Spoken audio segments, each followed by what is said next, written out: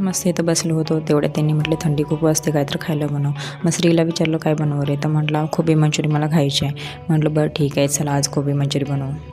बारीक कोबी चिरून घेतला, त्याच्यामध्ये अद्रक लसूणची पेस्ट टाकली, त्याच्यामध्ये थोडंसं मीठ टाकलं आणि त्याच्यामध्ये मग काळी मिरी पूड थोडीशी टाकली अर्धा चम्मच आणि नंतर सगळे सॉस, सोया सॉस 2 चम्मच, रेड चिली सॉस 2 चम्मच, टोमॅटो केचप 2 चम्मच हे सगळं घेतलं आणि त्याच्यानंतर कॉर्नफ्लॉवर आणि मैदा, जेवढा कॉर्नफ्लॉवर घेणार तेवढाच मैदा घ्यायचा. मी इथं अर्धी वाटीचं मेजरमेंट घेतलं होतं, ते सगळं मिक्स करून घेतलं. त्याच्यानंतर तुम्ही ते हिरवी मिरचीचं हे पण घेऊ शकता ठेचा, पण मी इथं घातलं होतं लाल तिखट आणि त्याच्यानंतर 1 तास ह्याला रेस्ट करायला ठेवलं होतं. 1 तासानंतर कढईत तेल गरम करायला ठेवलं, मस्तपैकी असे फ्राय करून घेतले.